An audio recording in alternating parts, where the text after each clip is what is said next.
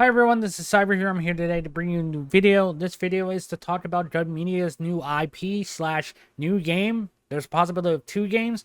I want to say thanks to Cast for bringing this news to our attention. And I'm going to talk about it a little bit. And then afterwards, I'm going to talk about what Jud Media has to do to save themselves and actually get people interested in their new IP. So let's talk about what was found. So in the Slash Chats video, I'm not going to spoil all of it. I'm going to put the link in the description of what their video says, or you can watch it. I'm just going to briefly talk about it. It's called Scout Dracula. So it's Dracula pretty much. You're a vampire. There's not much information. They just have the logo and this symbol. I'll show both on the screen. Slash Cats think it's another asymmetrical game with a new IP, which is the right track they should go down, is a new IP, because there's no like limit to what they could do. They're in control of the whole thing. Personally, I don't think it's actually gonna be a asymmetrical game. I think this actually might be What's Counter's version of The Crow. So a while ago, Wes Kelter tried to get the IP The Crow to make a Batman Arkham Asylum like game, where the Crow would fly around and scan the area and show you enemies and that kind of stuff, and you would play the Crow, sit up on a rooftop. I don't remember all the details, but he just the plan fell through because they agreed on money, but they couldn't agree on creative control. So I feel like this is his bucket list of creating a Crow game without the Crow, pretty much making a Dracula game, because he can sit on his back to do the same thing, or changing the back, fly around, going down, biting people, have them fight with you, fight people, this and that kind of stuff. Kind of like Blade kind of thing. We don't know. We don't know all the information. It might not be a single player game. It might be a new asymmetrical game. We have no clue. I do feel like this is another game. I do feel like they do have an IP they're to be working on with Elphonic and Kane Hodder. I don't think Kane Hodder's going to be playing Dracula. Plus, they still haven't fully got the license to this. It's still pending. It is live, but pending. So we're not going to see this game for a little while. We're going to see probably in the next 6 to 8 months some news about a new IP. We don't know. I don't want to go into great details about it because I don't have all the information. But without further ado, let's get into what I think Jud Media has to do to get us back on track, get us actually say, hey, Jud Media is finally fixing all their issue. So if Jud Media is watching this, I highly recommend paying attention, because I'm not going to just feed you shit. I'm going to tell you the facts. I played so many of these games, and this is where they messed up. So first, support the channels that support you, like me, Cast, Anthony D, so many more channels. Give them early access. I like Marvel Rivals does. Give early builds to players to show off new stuff, new maps, that kind of stuff. And if we're helping you, you're helping me. Like that's how it should work. You should want to work with your community support, because we're gonna push it out there and get more attention to your game. And you're not doing anything but give us early builds of stuff. Like, you don't have to actually spend money. Well, you'll spend money to build the game, but like not like paying us or anything like that kind of stuff to do. It's free publicity for you, and we're getting new viewers, new subs, and all that kind of stuff. Next thing, have a plan before launch. So having a plan before launch is pretty much saying, I want to get this much content out. I want this game to launch this long. Yeah, things fall out, things don't happen, but at least have it set out where we're going to have a team dedicated to getting new content. And then once we launch, having a team that's fixing bugs, separate teams, so we can still bring new stuff while we're still fixing stuff. That's the way you got to do it. You can't just have one team do everything, because something's going to get delayed. Something's not going to work. You're going to be overworked.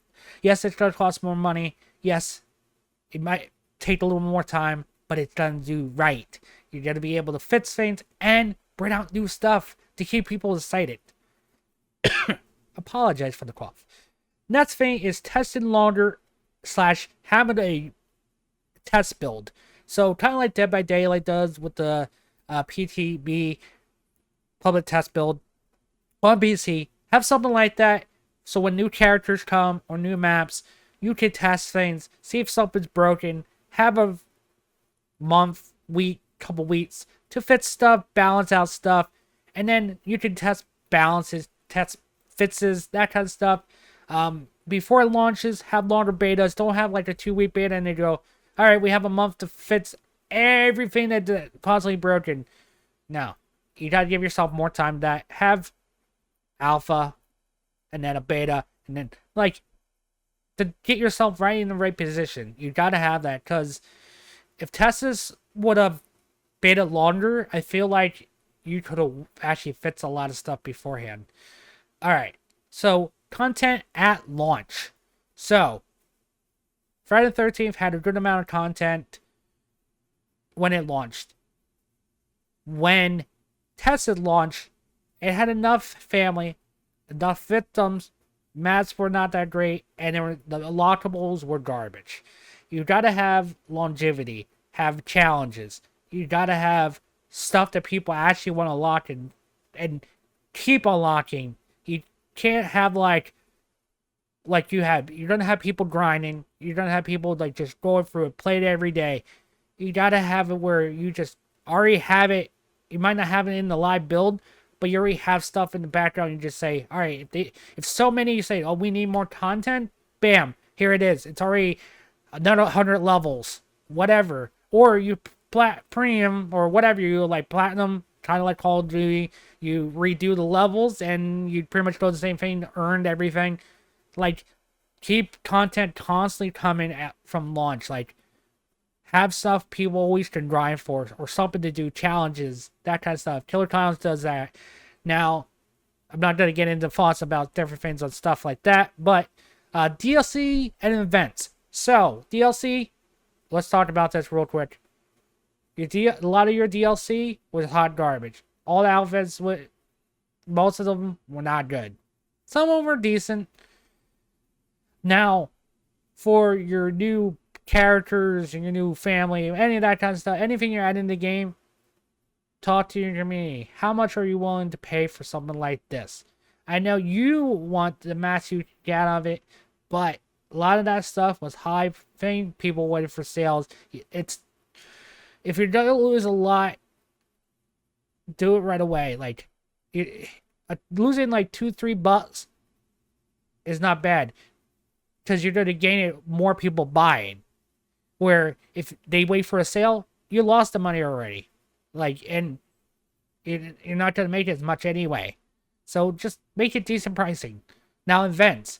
Every game, mostly every game has it. Tesla's had none of these. They only had double XP. You gotta have Christmas events, Halloween events, different events for different holidays. Or just have your own freaking events. Like, something for us to do.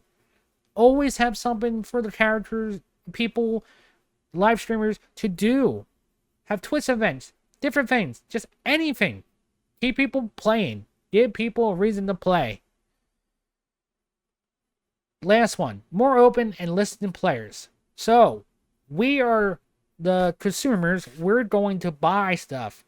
If we say, oh, this character looks broken, or the game needs to have this, game's that, send out, like, if someone buys stuff, or if send out a survey on the game, that's the easiest way to find out what players want. If you don't want to go through social media, or just listen to YouTubers.